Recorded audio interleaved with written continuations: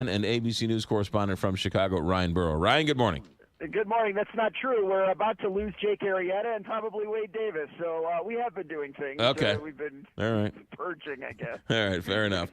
We have you on the show because you unearthed a story about an Indiana fertility doctor, which is a tad on the creepy side. What's this story about? Well, let's just say this fertility doctor was making his own personal donations to his clients. Now, it wasn't in the way that we would think. It wasn't assault or anything like that, but essentially putting his own samples as possible samples used by women who were looking to get pregnant. And this happened apparently perhaps more than 20 times because there are more than 20 children who may have his DNA. They're now in their 30s. But the feds came knocking and wanted to know what was going on, or at least some investigators came. He said he didn't do it, but later admitted that he did. There's nothing illegal about what he did in Indiana. However, lying to the feds is illegal. So he'll be before a judge pleading guilty today on 2 counts of obstruction of justice.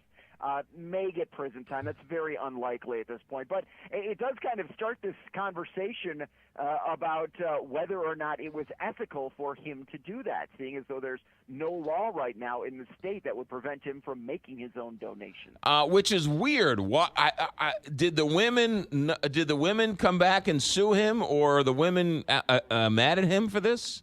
Yes. Well, many of them are because they did not know they were being inseminated with the doctor's sperm. Right.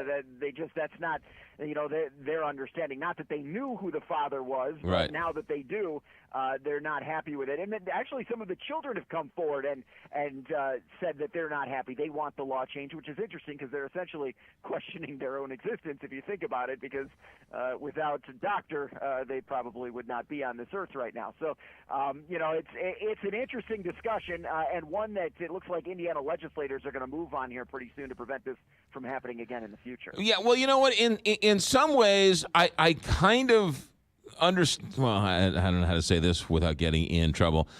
Why do the women care where the goods came from, right? If it's the doctor or some nameless, faceless person who walked into the clinic 3 days ago. Well, that's a great question. I mean, if you are in desperate need of a kidney and you need a kidney donation, right? What does it matter to you if it comes from person X, person Y?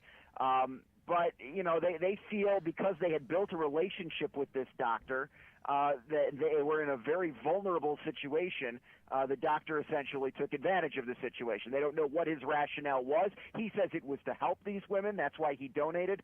He saw so many women come in looking to get pregnant, and that's why he was a donor at this fertility hospital. But they just don't feel comfortable knowing and understanding. When it's a stranger, it's one thing. But when it's someone you know and someone you dealt with, I believe that right, which is weird. You would rather have somebody you knew than somebody you didn't know. Well, and he's a doctor too, right? He's not some goober off the street. Right. That the father's a doctor, so I guess that stands for something. But I mean, not being in that situation, I guess you don't understand the emotions tied with it. So he's going to plead guilty to lying about it, and that's the crime, that he lied about it. That's the crime, yeah. And the prosecutors essentially sound like they want to have his medical license stripped away, which he's retired right now anyways. And Indiana now really is probably going to take this on and prevent this from happening again in the future with some kind of new law. There's anybody got the movie rights to this story? You want them? They're pretty good. It's a pretty good story. It's a pretty good story. That's all right. It is. Ryan, tell everybody we said hi. Thanks for checking in. All right.